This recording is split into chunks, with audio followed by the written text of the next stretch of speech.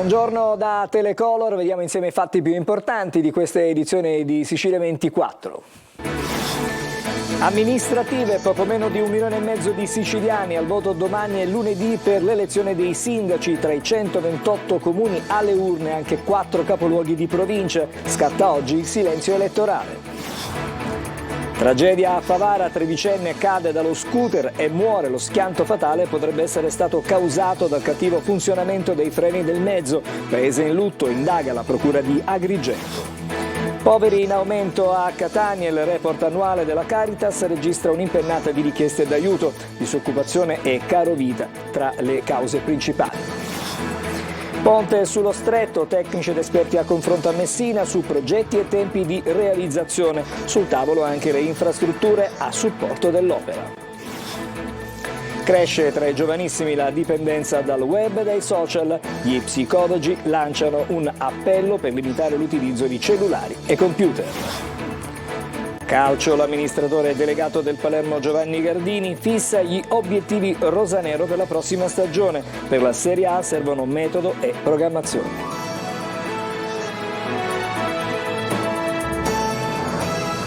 Di nuovo buongiorno da Telecolor, cominciamo il nostro telegiornale occupandoci delle amministrative. Si è chiusa a mezzanotte la campagna elettorale che in Sicilia coinvolge 128 comuni. Oggi è la giornata di silenzio, domani si vota a partire dalle ore 7. 4 i capoluoghi di provincia al voto, a cominciare da Catania, 15 nel complesso, comunque le città al di sopra di 15.000 abitanti nelle quali si vota con il sistema proporzionale. Il servizio è di Mario Viola. Sono 128 i comuni siciliani che domani e lunedì sono chiamati al voto per eleggere altrettanti sindaci e rinnovare i consigli comunali e le circoscrizioni. I seggi saranno aperti dalle 7 alle 23 di domani, dalle 7 alle 15 di lunedì. La popolazione coinvolta è di 1.387.169 abitanti, di cui 301.104 anche per le elezioni dei 6 consigli circoscrizionali dei rispettivi presidenti a Catania. In 113 centri fino a 15.000 abitanti si voterà con il sistema maggioritario, in 15 comuni nei quali l'eventuale ballottaggio si terrà l'11 e il 12 giugno con quello proporzionale. I consiglieri comunali da eleggere sono 1.646, le sezioni elettorali che saranno costituite 1.579. Sono 4 i capoluoghi di provincia alle urne, si parte da Catania dove i candidati sindaco ammessi alla competizione sono 7, ma poi c'è Siracusa che nonostante le dimensioni vince la palma del numero dei candidati, contando ben 8 aspiranti alla poltrona di primo cittadino. 4 i candidati a Ragusa, così come a Trapani, unica città capoluogo al voto nella Sicilia occidentale. Oltre ai capiluoghi sono 11 dunque i grossi centri alle urne, si tratta di Licata, Aci Sant'Antonio, Aci Reale, Belpasso, Biancavilla, Gravina di Catania, Mascalucia, Piazza Ermelina, Comiso, Modica, Carlentini. 5 i comuni attualmente commissariati: Catania, Aidone, Trabia, Modica e Priolo. Al voto anche Barrafranca nell'Ennese che nell'aprile del 2021 è stato sciolto per mafia. Per essere eletto al primo turno in Sicilia, a differenza del resto del paese, l'aspirante sindaco dovrà superare il 40% dei consensi. La tornata elettorale si tiene contemporaneamente alle amministrative nell'altra regione a statuto speciale, la Sardegna, e ai ballottaggi in 41 comuni nel resto del paese dove si è votato il primo turno 2 settimane fa. E la macchina elettorale è da giorni al lavoro in tutti i comuni chiamati proprio alle urne. Seggi aperti a partire, come abbiamo sentito, dalle 7 di domani. Ecco le modalità di voto. Tonino De Mara. Urne aperte alle 7 di domani, ma qualche ora prima saranno costituiti i seggi dove continuano a mancare presidenti e segretari, tanto che il comune di Catania ha già precettato una trentina di dipendenti municipali che saranno impegnati per la tornata elettorale. La legge elettorale delle elezioni amministrative in Italia è di tipo maggioritario per quanto riguarda l'elezione del sindaco con la ripartizione dei consiglieri, che avviene in maniera proporzionale. Essendo Catania un comune con più di 15.000 abitanti, se nessun candidato al primo turno dovesse ottenere il 40% dei voti, allora si procederà al ballottaggio tra i due più votati. Scheda azzurra per sindaco e consiglio comunale, rosa per il rinnovo delle circoscrizioni. L'elettore, sia per il consiglio comunale che per quello circoscrizionale, può esprimere una o due preferenze nella stessa lista, ma di genere diverso, una femminile ed una maschile. Il voto espresso per una lista si estende anche al candidato sindaco ad esso collegato e non viceversa, il cosiddetto effetto trascinamento. Previsto anche il voto disgiunto, che rende libero l'elettore di votare separatamente per un un candidato sindaco e per una lista a questo non collegata. Sono ore frenetiche al centro di coordinamento elettorale allestito a Palazzo degli Elefanti, dove si registra un via vai di rinunce di presidenti di seggi e segretari. 200 euro il compenso per il presidente, 148 per il segretario. Eppure piovono le rinunce. In molti, a microfoni spenti, non ritengono congruo il compenso a fronte di un'elevata responsabilità. Dicevamo dipendenti comunali precettati e pronti a sopperire alle assenze. Se l'ordine arriva dall'alto è così.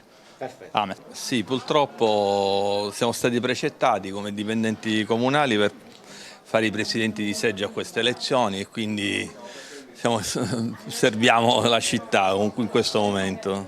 Probabilmente ci sono più ragioni, c'è una disaffezione per l'impegno, per la politica da parte dei cittadini, molte responsabilità e il compenso è abbastanza contenuto. Insomma, un insieme di fattori spinge le persone a rinunciare. In passato in effetti non c'era necessità di precettare noi dipendenti. Per chi avesse smarrito il certificato elettorale potrà presentarsi al centro anagrafe di Corso Indipendenza di Via La Marmora oppure nelle sedi delle 6 circoscrizioni.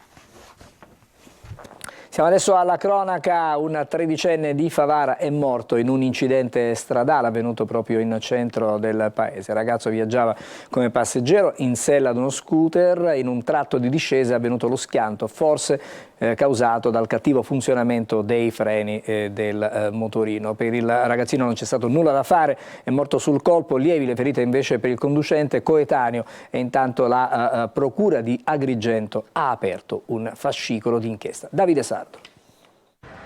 Una discesa ripida, l'asfalto reso viscido dalla pioggia e lo scooter Piaggio Scarabeo con a bordo 2 ragazzini che si schiantano contro questo muretto di una palazzina in via Portella nella zona alta di Favara, nell'Agrigentino.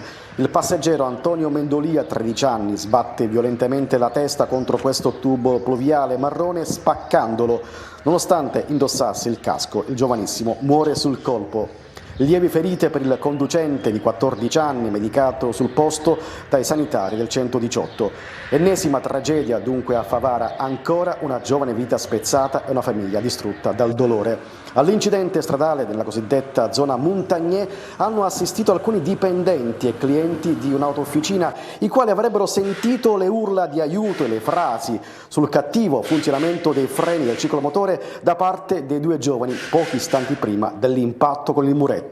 Sono stati i meccanici a prestare i primi soccorsi e a chiamare subito il 118. Sul posto anche un'infermiera che vive nella zona che ha tentato di rianimare il giovane, ma è stato tutto inutile. Il tredicenne era già morto. Poi l'arrivo delle ambulanze, dei vigili urbani e dei carabinieri per i rilievi di rito. La Procura di Agrigento ha aperto un fascicolo d'inchiesta per accertare l'esatta dinamica del drammatico incidente. Il sindaco di Favara, Antonio Palumbo, che si è recato sul luogo della tragedia, ha proclamato il lutto cittadino per il giorno dei funerali. Intanto l'intera comunità di Favara è sotto shock per i continui tragici avvenimenti sconvolgenti. Appena 2 mesi fa la morte improvvisa di Davide Licata, anche lui 13 anni, morto in una palestra al termine di un allenamento di basket. Poco più di una settimana fa invece un altro tredicenne, Gabriele Terranova, è stato investito da un'auto in corsa in via Ruggero. La prognosi ancora oggi è riservata.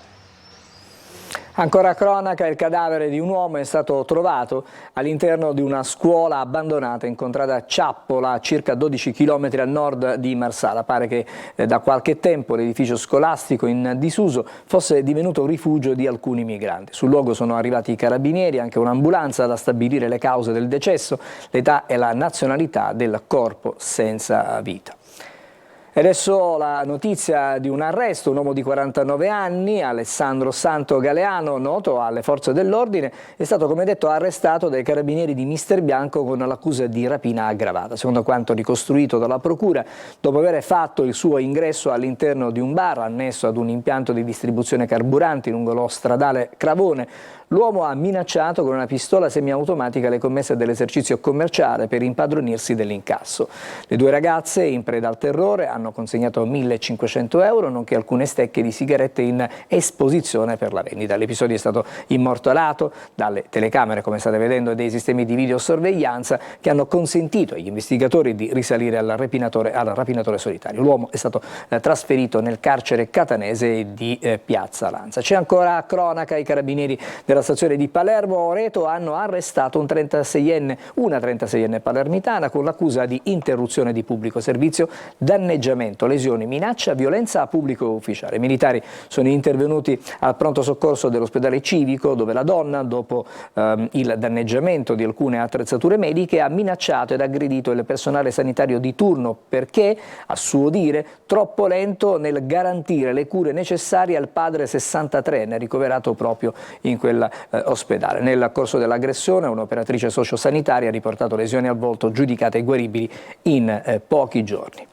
E adesso voltiamo pagina, ma ci occupiamo di povertà, una povertà in aumento a Catania. Oltre la metà degli indigenti sono maschi e italiani, vite distrutte dalla disoccupazione, dagli aumenti. Il report che immortala questo dato è della Caritas diocesana, che registra un'impennata di richieste di aiuto. L'appello di Don Galvano a chi amministrerà la città, dice: investite nella formazione. Lorena Dolci.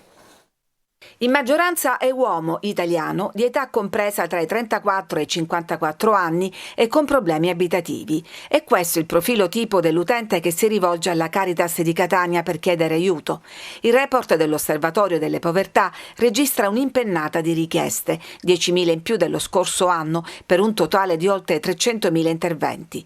Sono persone vulnerabili che passano quotidianamente dall'help center della stazione centrale per consumare un pasto, cambiare gli abiti, ma anche fare una doccia calda. Registriamo un aumento molto forte della nuova povertà.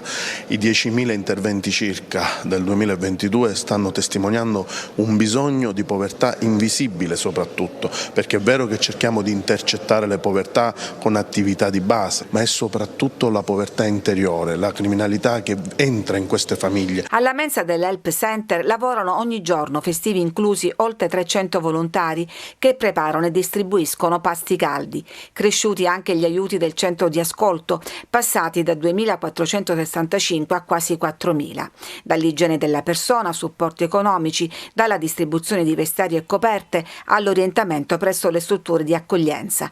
Gli altri servizi comprendono il microcredito, la consulenza legale, la rete di accoglienza sanitaria, il gruppo appartamento, ma ci sono anche forme di supporto più complesse, come l'accoglienza per le donne vittime di violenza con minori. Un'azione quotidiana che i volontari e gli operatori compiono nel solco tracciato dall'arcivescovo di Catania, Luigi Renna, che al prossimo sindaco chiede di mettere in atto politiche per sconfiggere le povertà del nostro territorio, che hanno, dice, varie sfaccettature. Uno degli aspetti lo chiarisce il direttore della Caritas, che lancia un appello a chi sarà chiamato ad amministrare la città. Investite di più sulla formazione e per il lavoro, per dare dignità soprattutto ai giovani, a ogni uomo e ogni donna che vive in questo mondo e soprattutto nella nostra città. Investite di più. Ci fermiamo, una breve sosta e poi le altre notizie.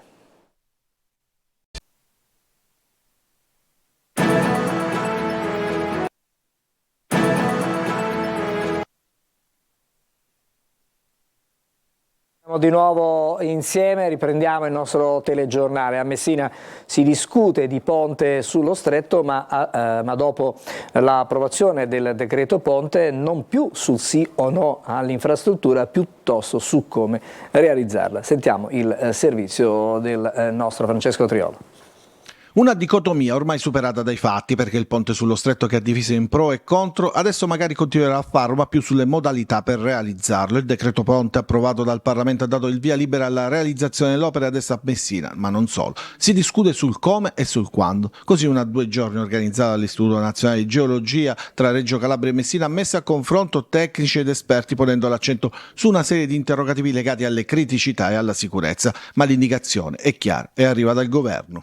Il ponte sullo stretto è una infrastruttura che deve essere realizzata. Poi voi deciderete come realizzarla. Non chiedetelo a noi politici. E non diteci neppure che non si può realizzare, perché altrimenti abbiamo perso la partita prima ancora di cominciare a giocare.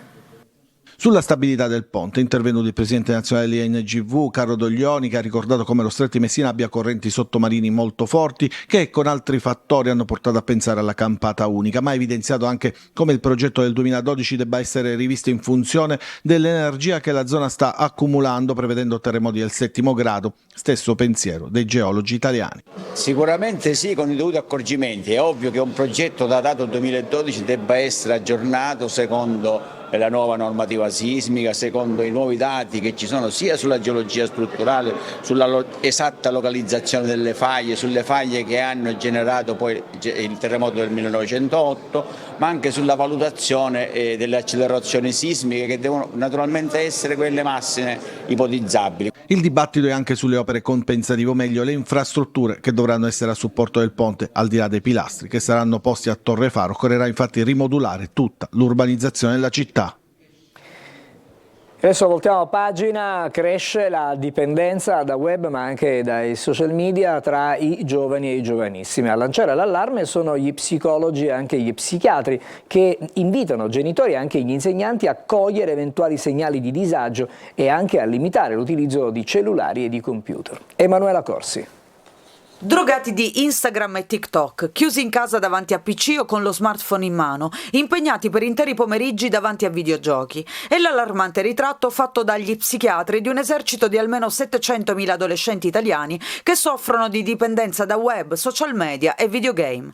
In base a uno studio promosso dal Dipartimento per le politiche antidroga e dal Centro Nazionale Dipendenze dell'Istituto Superiore di Sanità, sarebbero circa 100.000 gli adolescenti che fanno un uso compulsivo dei social, quasi altrettanti si chiudono per mesi in camera passando ore sul web, dando vita al fenomeno descritto dal termine giapponese hikikomori, mentre altri 500.000 sono a rischio di dipendenza da videogiochi, un problema che sarebbe cresciuto drasticamente durante la pandemia. I ragazzi passando molte ore a giocare con i videogiochi o comunque attraverso la tecnologia, gli smartphone, il computer, fondamentalmente perdono un po' il contatto con la realtà e la competenza del sociale, quindi tendono a sostituire le relazioni vere e reali con delle relazioni fondamentalmente virtuali. Questa esposizione eccessiva ai dispositivi nei giovanissimi causa gravi problemi, tra i quali l'aumento dei disturbi del sonno per 1 su 3.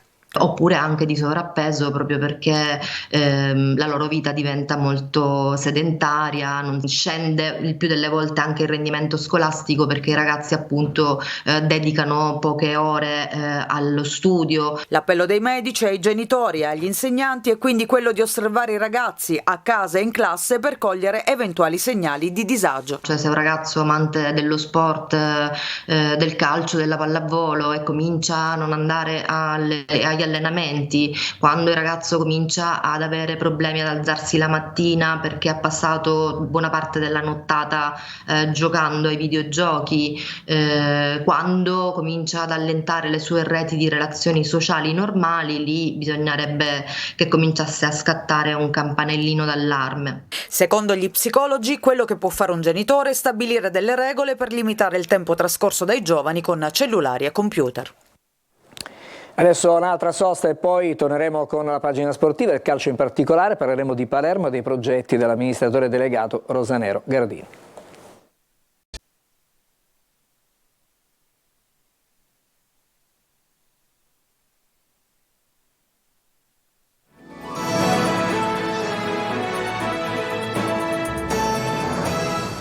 Torniamo insieme, adesso c'è la pagina sportiva, parliamo di calcio, il Palermo si prepara alla prossima stagione, a parlare adesso è l'amministratore delegato del club rosanero Giovanni Gardini, che si sbilancia in qualche modo, dice con metodo e programmazione vogliamo raggiungere la Serie A già il prossimo campionato, ma i particolari in questo servizio è di Marco Gullà.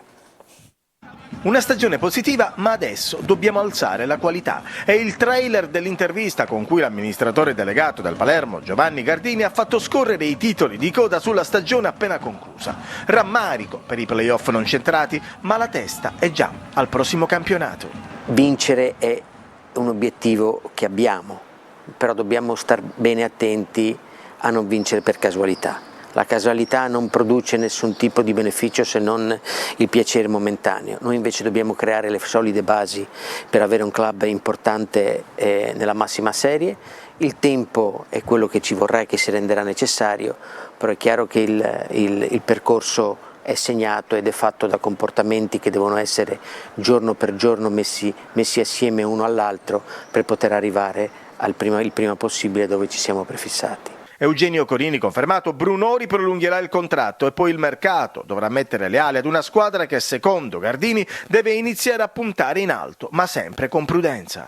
Noi riteniamo che con metodo, con programmazione, con serietà, con competenza, con queste cose a Palermo si possono ottenere risultati quasi inimmaginabili, perché il tifoso è giusto che debba sognare. Noi siamo dispiaciuti alla fine per non essere riusciti a dare loro la soddisfazione di portare la squadra ai playoff, però dobbiamo ricordarci ed essere onesti da dove siamo partiti e quello che abbiamo ottenuto in una stagione. Programmazione e metodo, le due parole più volte pronunciate da Gardini nel corso dell'intervista, un percorso quindi ancora all'inizio. Intanto Rosanero in vacanza, adesso palla alla società.